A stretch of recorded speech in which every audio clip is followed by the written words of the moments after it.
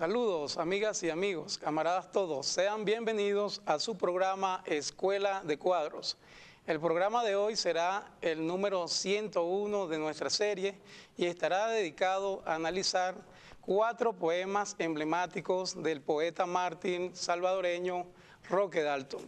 Para ello contamos con la presencia a mi izquierda de Cira Pascual, Carlos Rodríguez, Gabriela Graterol, a mi derecha Dubrasca Hernández, y este tema contará con la orientación del camarada Gabriel Gil.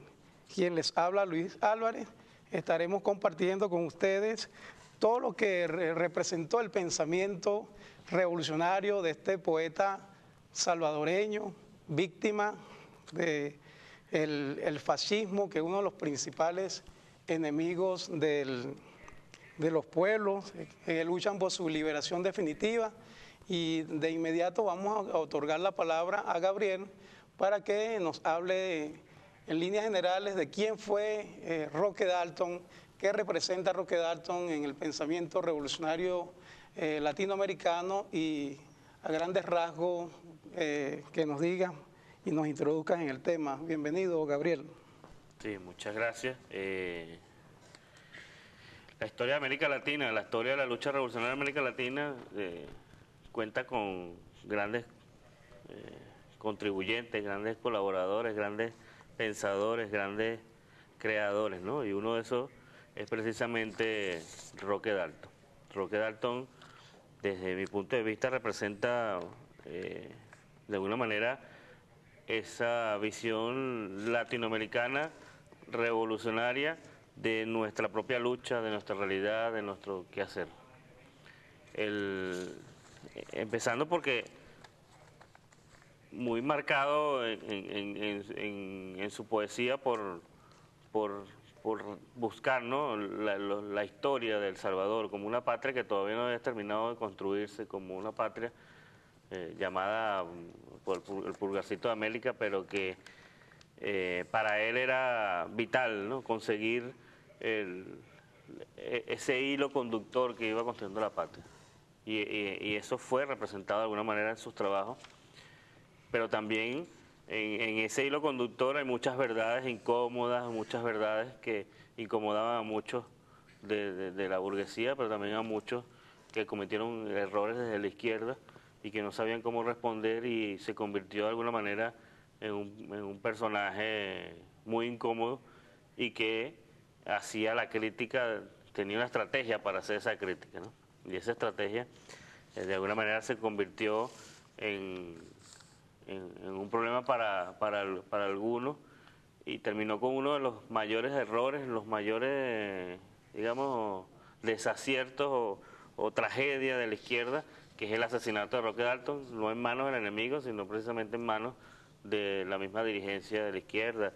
En ese momento donde militaba era el Ejército Revolucionario del Pueblo, ERP, y fue enjuiciado supuestamente por ser de la CIA, pero al poco tiempo se logró, las mismas personas pidieron disculpas asumiendo la responsabilidad de que habían cometido un gravísimo error, ¿no? Creo que no solamente que haya sucedido eso hace que Roque sea lo que sea, sino precisamente lo que escribió, lo que pensó, lo que de alguna manera confrontó en la realidad. Creo que es una de las cosas muy valiosas.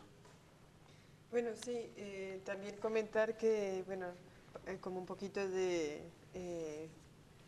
biografía, nace en el 35 y es asesinado en el 75, y pues su poesía, que luego nos adentraremos tratando 4 poemas, empezando por Ultra Izquierdistas y continuando por La Pequeña Burguesía, sobre una de sus manifestaciones, pues son poemas polémicos, a menudo irreverentes, indudablemente.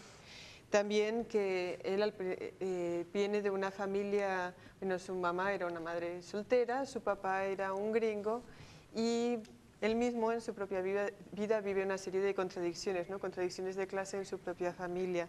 Eso es interesante porque al principio de su vida, el que tiene una educación privilegiada, él era un cristiano, un social cristiano, y poco a poco se va dando cuenta que, bueno, que la lucha es una lucha de clases y deja atrás el idealismo. También pues que militó en el Partido Comunista, como tú mencionabas, en el ERP, vivió en muchos lugares en el exilio por persecución y llamó a Cuba su segunda o su otra patria. Tuvo muchísimo compromiso con Cuba y más adelante me imagino que hablaremos de su compromiso precisamente con la lucha armada y la referencia imprescindible de Cuba en ese sentido. Quizás, si les parece, podemos adentrarnos en el primer poema, que es Ultraizquierdistas, y vamos a ir comentando a partir de allí. Sí, fíjate, en el poema de Roque de Alto, Ultraizquierdista, hace evidentemente un recuento histórico para refrescar esa memoria histórica de los pueblos que a veces olvidada por intereses hegemónicos económicos, ¿no? Y bueno, para iniciar el poema ultraizquierdista, él hace referencia, ¿no?, a los pipiles, que serían una comunidad indígena del Salvador que se alzaron en contra del Imperio Español. Y él lo enmarca en lo de que es ultraizquierdista, ya que plantea esa resistencia ante la ocupación española. Más adelante nos comenta la actuación de Pedro Pablo Castillo como líder de la lucha independentista allá en El Salvador, el cual participó en esos primeros gritos de la independencia de Centroamérica. Y bueno, comenta en el mismo poema que expropió 3.000 fusiles para darle continuación a una revolución en Centroamérica, pero lamentablemente en esa revolución ocurrió un fracaso político que hizo que muchos líderes se desmayaran, pero Castillo se mantuvo como ultraizquierdista muy firme en su lucha y sus ideales nunca desmayaron. Ahora vemos cómo ese desconocimiento de la autoridad española secuestró a muchos de los líderes que abrazaron la corona para defender incluso sus mismos intereses económicos. Claro que más adelante, ¿no?, comenta que también hay otros personajes que no hicieron nada para salir de esa pobreza que habían sido hundidos los pobres del Salvador. Y bueno, más adelante comenta también la historia de Morazán para referirse a la historia centroamericana. Y nosotros vamos a hacer referencia más que todo a una cita que hasta este punto nos parece interesante, que incluso hace un recuento de lo que más o menos se puede explicar. Y dice: los revolucionarios salvadoreños dejaron de ser ultraizquierdistas y se volvieron tan decentes como burgueses. El ultraizquierdismo desapareció ante el empuje del conservadurismo burgués, del liberalismo burgués y de la constitución burguesa, de la expropiación burguesa de la tierra común, de la entronización del dios burgués del café, más omnipotente lo referido a la república, que a su símbolo de palo y colonchos, llamado ni más ni menos que Salvador del mundo. Todo iba muy bien hasta que se apareció ese ultraizquierdista llamado Farabundo Martí, que encabezó un ultraizquierdista Partido Comunista Salvadoreño, en el que militaban un montón de ultraizquierdistas. Gabriel, ¿qué nos puedes comentar sobre esta historia hasta este momento de los ultraizquierdistas salvadoreños?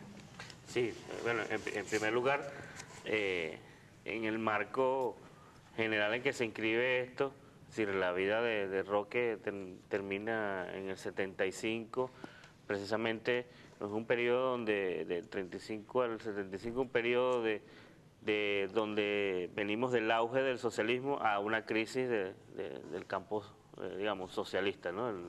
La transición del estalinismo a Khrushchev, la definición de ¿cómo se llama?, la coexistencia pacífica y toda una serie de revisiones de la teoría marxista, el cual se dio un gran debate a nivel internacional y en el cual jugaban un papel los partidos comunistas. A eso le responde de alguna manera Roque con una reconstrucción de la historia de El Salvador y como una lucha propia del pueblo salvadoreño. Eso es fundamental. Y autonombrarse ultraizquierdista o llamar a cada uno ultraizquierdista, la mentira que se llamaba ultraizquierdista en ese momento, también era una forma de burlarse de ese descalificativo que muchos de esos partidos comunistas ya anquilosados, digamos, burocratizados, corruptos, de alguna manera, que condenaban a todo aquel que intentara agitar a las masas, porque bueno, había otro método mucho más lento de hacer la revolución, incluso lo dice 30 años para hacer una revolución, pero que se encargaba muchas veces de descalificar movimientos de la juventud que empujaban y agitaban de alguna manera mucho más fuerte. Y por eso también interesante, ¿no? Como él encarna el insulto o el descalificativo de ultraizquierdista y lo demuestra de alguna manera en la historia de Ecuador. Bueno, si yo soy ultraizquierdista, también toda esta gente es igual ultraizquierdista, ¿no?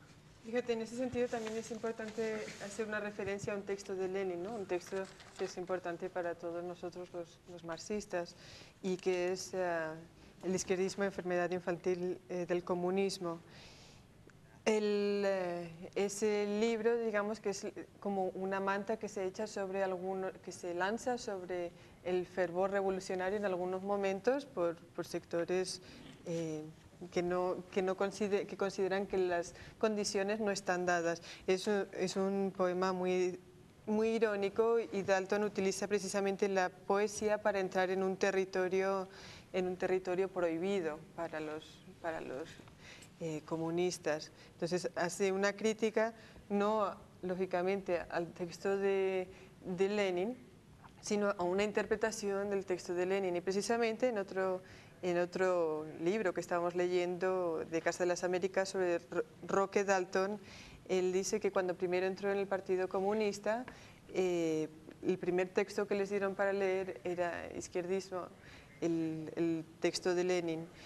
Y lo que dice es que lo que no advertían cuando ellos leyeron por primera vez ese texto es que ese era un texto importante, pero que era un texto relacionado con en un momento concreto, con una coyuntura concreta en un país concreto, en Rusia, a principios del siglo XX, un país bastante diferente al contexto centroamericano que estaba viviendo Roque Dalton. Entonces me parece que es interesante también en relación a ese texto, que quizás es un poema que a todos nosotros los revolucionarios un poema muy querido por todos nosotros. Es importante decir que para traérnoslo aquí a Venezuela, podríamos decir que los izquierdistas venezolanos fueron pues Bolívar, Gually España, Guaycaipuro, Zamora, y pues otro ultraizquierdista había sido Martí, ¿no? Todos aquellos que hacen la revolución o que tratan de hacer la revolución en un momento en el que no necesariamente todas las condiciones perfectas están dadas, pero que hacen la revolución. Otro ejemplo de un ultraizquierdista latinoamericano podría ser Fidel cuando hace el asalto al cuartel Moncada. Y hoy, ¿quién le echaría en cara a Fidel llevar a cabo el asalto al cuartel Moncada? Sin ese acto ultraizquierdista de Fidel no tendríamos revolución cubana. Sí, aquí mismo también hace referencia, ¿no? Y dice, y además por todas partes cundía el ultraizquierdista ejemplo de Cuba y de Fidel. Evidentemente, también la izquierda moderada o la izquierda, de alguna manera, la izquierda aburguesada, ¿no? O la supuesta izquierda creada por la burguesía, descalificaba muchas veces a los movimientos revolucionarios. Uno de esos es el que pasaba en Cuba en ese momento y lo que sucedía. Y él también agarra eso como un descalificativo. Claro. Bueno, aquí sin duda nos encontramos con que en la poesía de Roque, el camarada Roque, una contribución importante a la profundización de nuestra conciencia de clase. Y acá, bueno, quisiéramos referirnos específicamente a este poema que se llama La pequeña burguesía, sobre una de sus manifestaciones, que bueno, que se presentan una de las contradicciones que nos conseguimos los revolucionarios y que pueden ser peligrosas a la hora de la construcción real de la revolución. Dice así: los que en el mejor de los casos quieren hacer la revolución para la historia, para la lógica, para la ciencia y la naturaleza, para los libros del próximo año o el futuro, para ganar la discusión e incluso para salir por fin en los diarios, y no simplemente para eliminar el hambre de los que tienen hambre, para eliminar la explotación de los explotados. Es natural entonces que en la práctica revolucionaria sean solo ante el juicio de la historia, de la moral del humanismo, la lógica y la ciencia, los libros y los periódicos, y se nieguen a conceder la última palabra a los hambrientos, a los explotados, que tienen su propia historia de horror, su propia lógica implacable y tendrán sus propios libros, su propia ciencia, naturaleza y futuro. Sí, prácticamente la esencia en los dos poemas, los dos poemas que tenemos, Ultraizquierdista y La pequeña burguesía, es la misma, ¿no? Él está contraponiendo a ese dogmatismo o pragmatismo que se desarrolla en los partidos comunistas, que tiene de alguna manera fundamento en manuales, en construcciones manualíticas, contrapone también a la realidad del pueblo. Y evidentemente dice, si una revolución se hace precisamente con la participación del pueblo, con la participación de la clase explotada, y con ella que tú vas a construir, digamos, la dirección, sin negar la teoría, sino precisamente utilizando la teoría como una herramienta para avanzar con los pueblos. Pero muchas veces terminó en esa discusión de la pequeña burguesía, en un cafetín, en un auditorio, dando el debate por ver quién tenía la razón, por ver quién lograba uno que otro aplauso, sin perdiendo el norte que es precisamente hacer la revolución. Sí, bueno, principalmente ahí, tal vez para que nos hay una apreciación sobre el elemento, pero yo creo que un poco lo que también busca desarrollar Roque Dalton en el tema de los ultraizquierdistas es como hasta cierto punto un desarrollo literario en el ámbito de lo sarcástico, pues como, bueno, ciertamente si ustedes nos acusan a nosotros de que somos ultraizquierdistas, bueno, asumimos que somos ultraizquierdistas, pero lo asumimos en el mismo sentido en que lo asumieron los que históricamente han desarrollado la lucha por la liberación de los pueblos.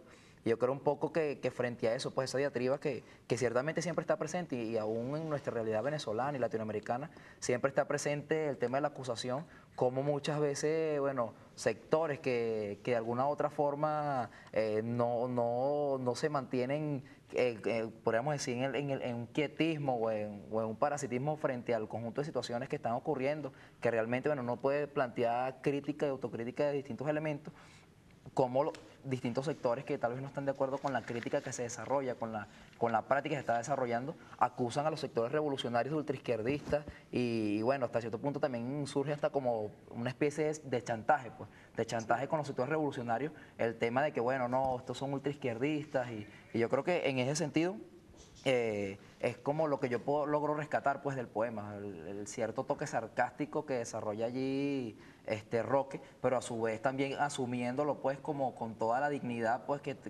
tienen los revolucionarios, el hecho de estar luchando por la dignidad pues y por la satisfacción de las necesidades de la humanidad. Entonces, en ese sentido yo creo incluso que buscando la pequeña burguesía, nosotros vemos que dentro de nuestro proceso y dentro de los sectores pues que estamos construyendo, que aspiramos a construir el socialismo, también muchas veces vemos un conjunto de expresiones pues pequeño burguesas dentro de cada uno de los movimientos, de cómo muchísimo de las personas, bueno, más allá de desarrollar la construcción concreta, tan es, bueno, pendiente como de a ver quién es aquel que desarrolla algo, el monopolio en algunos medios de comunicación y cómo realmente eso, bueno, no contribuye a la acumulación de fuerzas para conseguir lo que nosotros estamos buscando, que es la construcción del socialismo.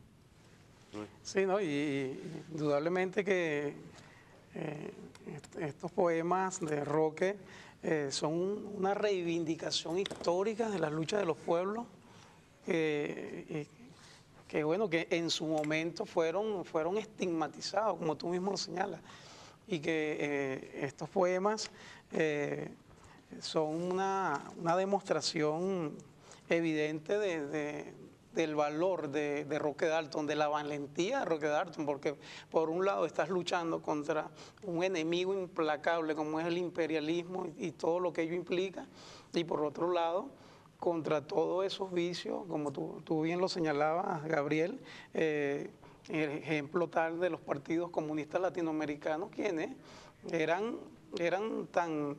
también eran bastante duros con los camaradas como Roque Dalton, trataban de hacer una crítica firme ante vicios, ante dogmas, ante falsas creencias que la historia terminó demostrando que le hicieron un enorme daño a los procesos revolucionarios latinoamericanos. Y que, bueno, fíjate que Roque lamentablemente termina siendo víctima, pero en ningún momento bajó la guardia y se mantuvo ese ultraizquierdismo, pero con dignidad, ¿no? La dignidad de los pueblos latinoamericanos. Sí, eso que comentaban, de alguna manera Roque en una conversación con una entrevista que hace con Mario Benedetti, plantea, ¿no?, la necesidad de construir una nueva relación entre el artista y la revolución. Fíjate, una de las cosas que ya en esa época son fundamentales hoy en día, ¿no? ¿Cuál es la relación entre algún creador y la revolución? Y decía que existieron dos formas históricamente, una relación de alguna manera pequeña burguesa, digamos, ese artista que era de cafetín y que, digamos, se declaraba de izquierda o ayudaba a la izquierda, y la otra, una relación más estalinista del control y de establecimiento de mecanismos un poco más, digamos, ¿no?, lo que decíamos, dogmático sobre eso, incluso del control de las formas, ¿no? Y él te plantea la necesidad de construir una segunda. Y en ese planteamiento dice que lo primordial es la crítica, ¿no? Estamos entre revolucionarios y dejaríamos de serlo en el momento en que entregásemos las armas de la crítica. O sea, él ve la crítica como un arma de la revolución, ¿no?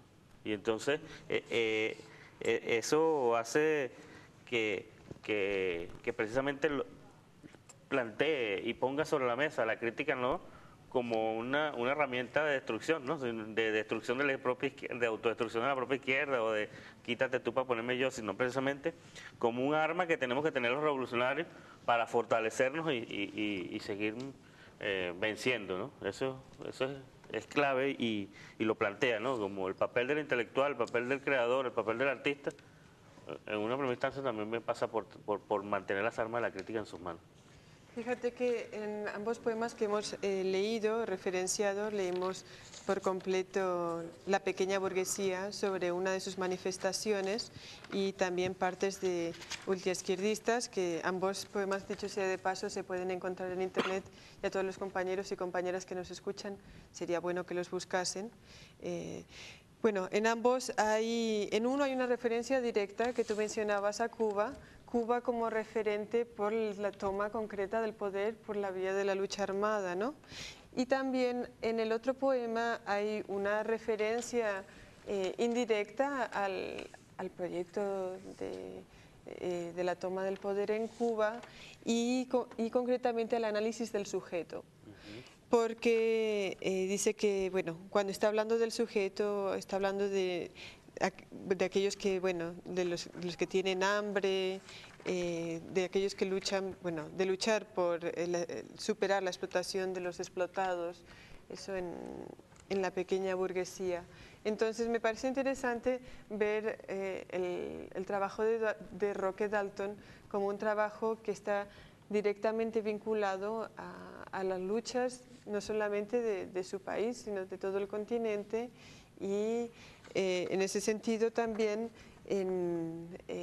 hay unas referencias en otro libro a un momento en el que Roque Dalton está dando una charla en la Unión Soviética a compañeros, a camaradas centroamericanos, y concretamente, específicamente, está reivindicando la necesidad de la toma de las armas para derrocar los regímenes burgueses y entreguistas que estaban allí instalados. Y bueno, él con mucho humor, como siempre lo hace en sus poemas y en sus escritos, dice que el responsable político de todos aquellos camaradas con quien estaba hablando, muy rápidamente, después de que él concluye, después de que Roque concluye su intervención, les da izquierdismo, enfermedad infantil del comunismo, a todos los que le habían estado escuchando. Entonces vemos allí, digamos, que la crítica que hacemos como comunistas es a una tendencia que existe y existió en partidos comunistas o socialistas, que ataca a todos aquellos que asumen la necesidad de la revolución ya, aunque todas las condiciones no estén perfectamente dadas en un momento concreto. Si puedes ir cerrando antes de que vayamos al segmento. Sí, precisamente eso, ¿no? Sí, muchos de los debates han sido sobre si hay condiciones o no, si somos aventureros a lanzarnos o nos aguantamos, ¿no? Pero en muchas de esas ocasiones, como sucedió en muchos países de América Latina, pasaba que el pueblo estaba en la calle y mientras tanto el Partido Comunista estaba sentado negociando y de alguna manera pensando qué iba a hacer y cómo por detrás de las masas, ¿no? Dejando de ser vanguardia. Y muchos de esos jóvenes entendieron la necesidad de ser vanguardia igual sucedió aquí en Venezuela con la Juventud de Acción Democrática, que rompe con el gobierno de Acción Democrática, que era un gobierno de alguna manera de izquierda, y rompe y precisamente se va a la lucha armada también junto con el Partido Comunista.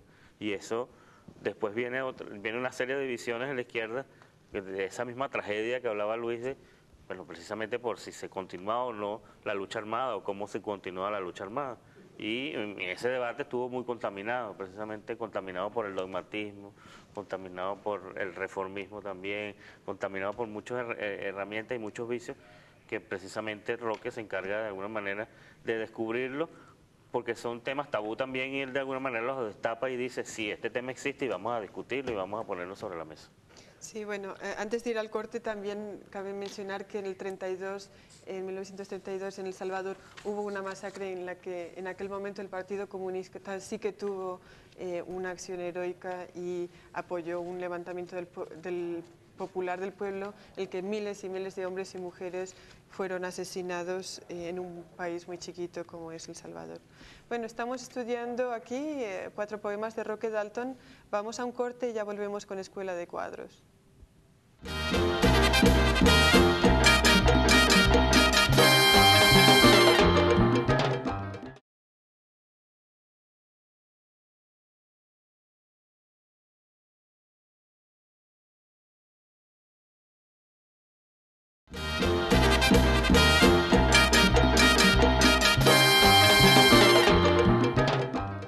Estamos de vuelta con su programa Escuela de Cuadros y el día de hoy estamos estudiando 4 poemas de Roque Dalton.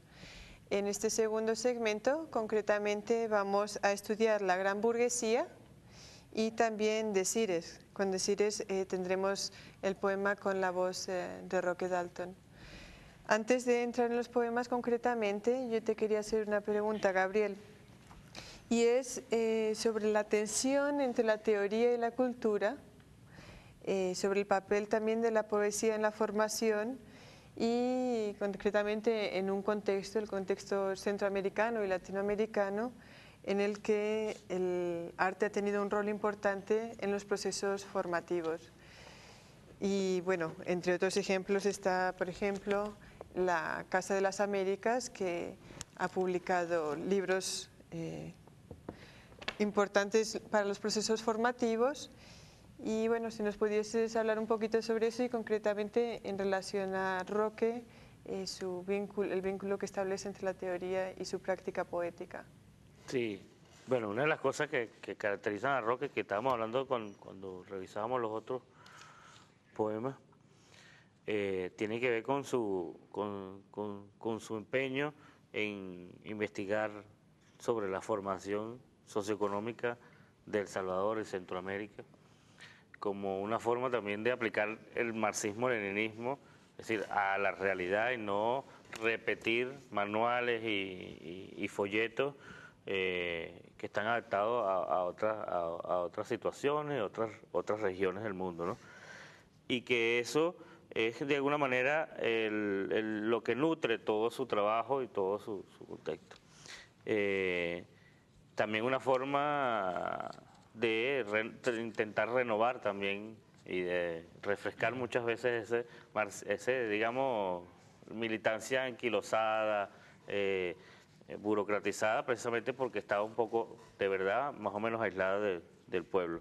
Y en eso él se plantea sobre la situación de ser un intelectual pequeño burgués de café, que se dedica a ser de izquierda, digamos, pero desde el cafetín, o ser un loro que repite las formas y los contenidos que vienen en los manuales soviéticos. De alguna manera se plantea buscar inventar una nueva forma de establecer esa relación. Él dice que debe ser una invención en la cual participen creadores, hombres de cultura, el Estado, socialista, cuando está hablando del socialismo, pero todo en definitiva con la participación del pueblo, que habla de, bueno, es el destinatario último y el productor primario de toda materia cultural.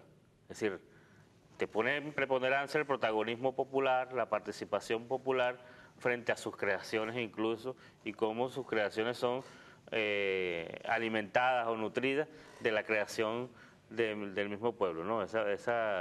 Un poco de la creación heroica de Mariátegui, pero también trasladada en eso, ese concepto de nuestro americano de aplicar el marxismo desde ese punto de vista. Así es, bueno, y acá tenemos algunos fragmentos de este poema La Gran Burguesía. Dice así: los que producen el aguardiente y luego dicen que no hay que aumentar el sueldo a los campesinos, porque todos se lo van a gastar en aguardiente. Los que no tienen patria ni nación aquí, sino una finca, que limita al noreste con Guatemala, al norte con Honduras, al sureste con el Golfo de Fonseca y Nicaragua, y al sur con el Océano Pacífico, en la cual finca los americanos han venido a montar algunas fábricas. Quisiéramos que nos pudieras comentar un poco sobre esos fragmentos. Sí, fíjate que la última parte, cuando él caracteriza la gran burguesía, es importante porque esta última caracterización que le diste sobre los que no tienen patria ni nación aquí, es decir, es una característica importante en América Latina, donde la burguesía es apatria, no tiene patria, está ligada al imperialismo, y muchas veces se intentó en algunos momentos, en esas luchas, intentaron algunos partidos revolucionarios y comunistas de plantear que existía la posibilidad de una alianza de los trabajadores con la burguesía para independizarse del imperialismo y construir solo, digamos, una patria primero, esperar que se diera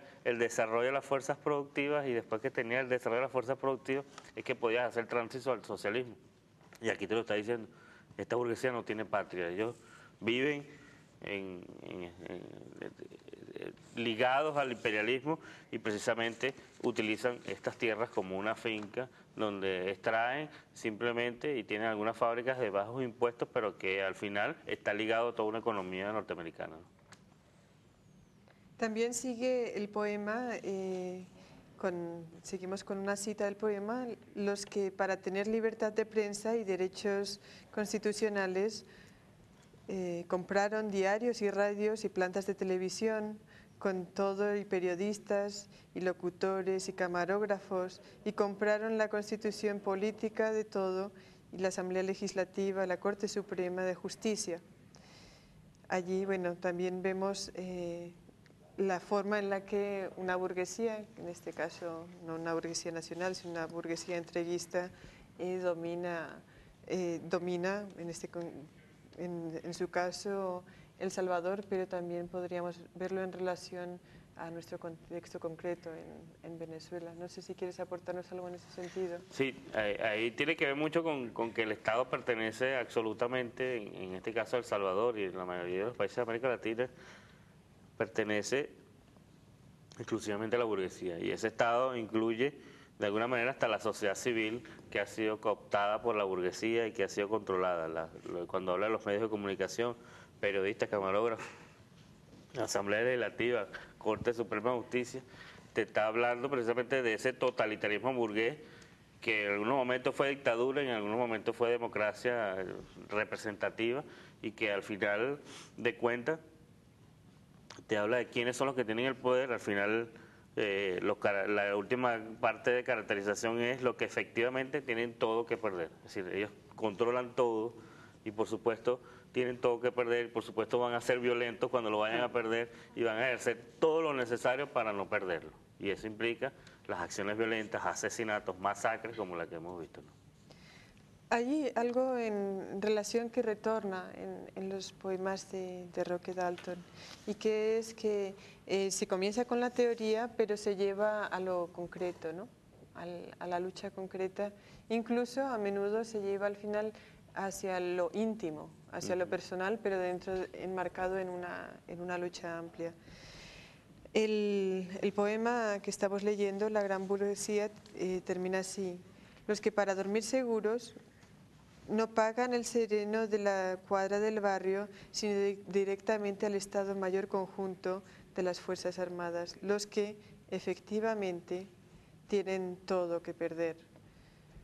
Sí, bueno, ciertamente yo creo, además de eso, que un elemento fundamental es cómo este conjunto de poemas, pues, o de escritos del compañero Roque Dalton están además permeados por una convicción de clase, pues, en la cual ciertamente, bueno, cuando plantea o caracteriza elementos puntuales para el reconocimiento de esa gran burguesía en cada uno de nuestros países.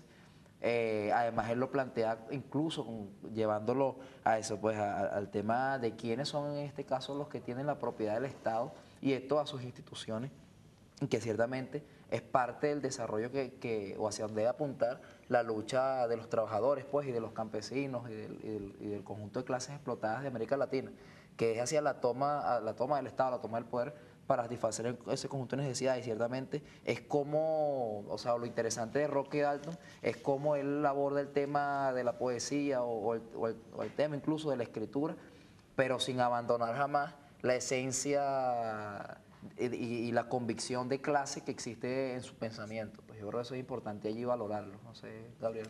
Sí, bueno, usted lo decía, ¿no? Como él caracterizando, pero precisamente esa caracterización en todo también te lleva a tomar una decisión individual, una decisión colectiva, que es la de dar un paso al frente, ¿no? Y eso es de alguna manera la comprensión de esa relación entre la teoría que tú ves y la práctica. ¿Qué haces tú ante eso? Y él, o sea, lo demuestra, ¿no? Se enrola precisamente en la lucha armada, se suma a un movimiento que, bueno, en ese momento era el Ejército Revolucionario del Pueblo. Eso terminó unificando con toda la izquierda en el Frente Farabundo Martí, y en los años 80 hicieron una batalla que avanzó mucho en el pueblo y que causó muchos muertos, y que tiene una gran herida sembrada, pero también un gran aprendizaje en el pueblo salvadoreño. Siendo muy pequeño, puso miles de muertos, y que era, digamos, un preludio, lo que decía aquí Roque, de esa gran guerra que se dio, ¿no? Ese preludio es precisamente un compromiso ético y moral con una realidad concreta en la que vivían. El próximo poema que vamos a lanzar ahorita al aire también termina con una referencia íntima, pero indudablemente relacionada con una lucha en términos amplios, en términos de clase, la lucha contra el imperialismo. Entonces ahora, en voz de Roque Dalton, vamos a escuchar Decires.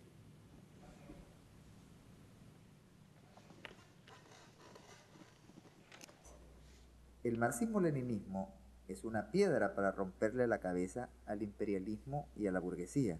No, el marxismo-leninismo es la goma elástica con que se arroja esa piedra. No, el marxismo-leninismo es la idea que mueve el brazo que a su vez acciona la goma elástica de la onda que arroja esa piedra. El marxismo-leninismo es la espada para cortar las manos del imperialismo. ¿Qué va? El marxismo-leninismo es la teoría de hacerle la manicure al imperialismo mientras se busca la oportunidad de amarrarle las manos. ¿Qué voy a hacer si me he pasado la vida leyendo el marxismo-leninismo y al crecer olvidé que tengo los bolsillos llenos de piedras y una honda en el bolsillo de atrás, y que muy bien me podría conseguir una espada y que no soportaría estar 5 minutos en un salón de belleza? Sí, bueno, es toda una decisión ética, ¿no? Frente a... Digamos, también hay que contextualizar esto en un debate internacional donde mucha gente levantaba las banderas del marxismo-leninismo, digamos, dentro de la izquierda, y que a veces en un cafetín o dentro del partido, en algunos lugares, se daban esas discusiones estériles sobre cuál es el fin del marxismo-leninismo, teniendo la posibilidad y la necesidad de dar la batalla, y al final no se ponían de acuerdo, ¿no? Sí, bueno, yo creo que otro elemento ahí importante que tiene que ver con los elementos que estás planteando es el tema, bueno, por lo menos cuando yo estaba un poco revisando pues el poema, recordé o me llamó a la memoria el tema de la tesis 11 de la tesis de Feuerbach, en el cual se plantea allí, bueno, que los filósofos históricamente lo que se han encargado es de interpretar el mundo, y lo que se trata es de transformarlo. Y un poco yo creo que es el llamado que desarrolla Roque Dalton en este fragmento, en el cual él dice, bueno, ciertamente hasta cuándo nosotros vamos a estar, pudiéramos decir la izquierda o los revolucionarios, viéndonos el ombligo, definiendo elementos tal vez puntuales y debatiendo y buscando en esos elementos tal vez la diferencia, cuando realmente o hacia donde debemos avanzar es hacia la transformación pues del sistema imperante, pues el sistema capitalista. Entonces un poco me gustaría escuchar tu valoración con respecto a esto, pues tal vez el vínculo de la tesis 11 de Feuerbach con lo que plantea aquí Roque. Sí, incluso hay una canción de la primera, ¿no? El Bachaco Fundillú, donde hay una frase donde dice, al carajo Brezhnev, me resteo con Mao, y después dice, y esos son revolucionarios de la universidad para adentro, y sigue gobernando el Bachaco Fundillú. De alguna manera, esos debates, y lo decía Luis, ¿no? Es una tragedia o errores históricos cometidos donde el debate verdadero, y vuelvo otra vez al principio, no se dio en el seno del pueblo, sino precisamente se da en una pequeña burguesía donde así exactamente lo que dice este poema de la pequeña burguesía, ¿no? Es decir, sobre su manifestación. Es decir, es un debate de ego, de quién tiene la razón, de lograr imprimir más libros, de lograr esto, etcétera, etcétera, y que no estamos exentos hoy en día de que eso suceda. Es decir, no estamos exentos a que muchas veces, y lo hemos vivido muchas veces, en que el debate dentro del movimiento estudiantil está muy cargado de ego, de protagonismo, el debate político que se ha venido dando está muy mediatizado, está precisamente cargado de esos trabajos de los medios, y lo que se trata precisamente es de transformar la realidad en la que vivimos, ¿no? Lo que dice Marx, lo que dice Ali Primera y lo que dice Roque Dalton, cada uno desde su óptica y desde su realidad, y que, es decir, es una decisión, es decir, no es una cosa que vas a aprender en un libro, es una decisión tuya, una decisión propia, una decisión de querer acompañar o no acompañar una lucha revolucionaria con todo lo que trae consigo, con todos los costes que trae consigo y con toda la carga, ¿no? Este poema de Cire, una de las cosas que puedo rescatar aquí es el compromiso claro que tenía Roque Dalton con el proceso revolucionario, la claridad que Roque Dalton, ante esa avalancha de lo que tú señalabas, de discusiones de carácter ideológico estériles, y que causaron muchísimas divisiones y atomizaron muchísimos movimientos. Rescato eso, que Roque Dalton tenía una firmeza, una claridad y un compromiso inquebrantable por encima de toda esa... De todos esos vaivenes en cuanto a lo que debía ser el papel de un verdadero revolucionario ante una situación de opresión de sus pueblos. Cuando él expresa esa interrogante, bueno, ¿qué voy a hacer si me he pasado la vida estudiando, leyendo el marxismo-leninismo, y al crecer olvidé que tengo los bolsillos llenos de piedra y una honda en el bolsillo de atrás, y que muy bien podría conseguir una espada y que no soportaría estar 5 minutos en un salón de belleza? Yo creo que eso es una señal inequívoca de ese compromiso. Bueno, ¿qué es lo que vamos a hacer, ¿vale? Enfocarnos en nuestro objetivo fundamental. Sí, es un llamado a la acción, pero también sin dejar de lado el estudio, ¿no? Indudablemente. Claro. No solamente es un poeta, él estudia también la historia, la realidad concreta de su país. En uno de los libros que tenemos por aquí es una monografía sobre El Salvador. También escribe sobre Miguel Marmol, una figura, un comunista muy importante de su país, de El Salvador. También yo quería subrayar que a menudo Roque Dalton, en otros comentarios, no necesariamente relacionados con estos textos con estos poemas que estamos estudiando ahorita, pero Roque Dalton hizo referencia a qué debía ser un poeta, qué debía plantear un poeta o un escritor revolucionario latinoamericano en su labor como formador.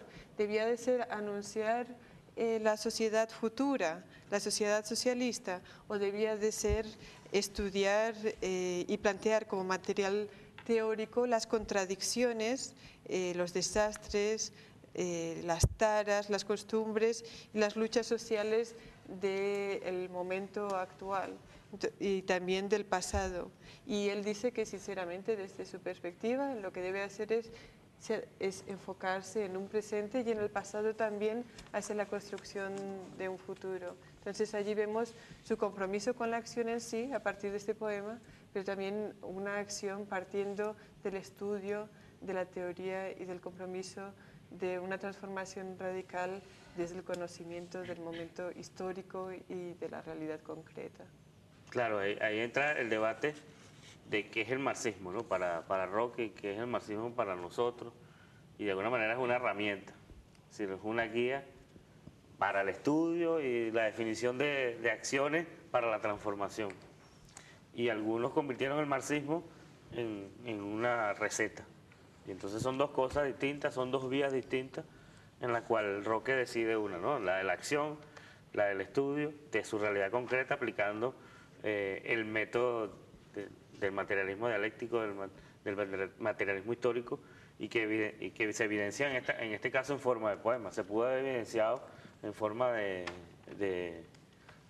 grandes libros o de libros teóricos, pero en este caso se evidencia en forma de poema, también contextualizando una realidad, ¿no? Una realidad donde digamos, el analfabetismo es grande y que de repente los poemas son muy útiles y que tienen una facilidad para correr. Es decir, también es eso de los géneros, incluso porque se define género, él también habla de que en la lucha de clases se cumple el papel de arrebatarle a la burguesía el privilegio de la belleza.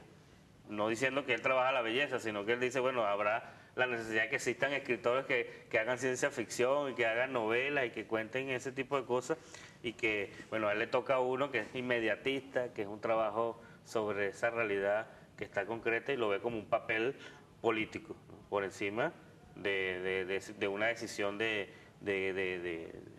qué arte realizar o eso, sino que precisamente es primero la decisión política y después la acción, ¿no?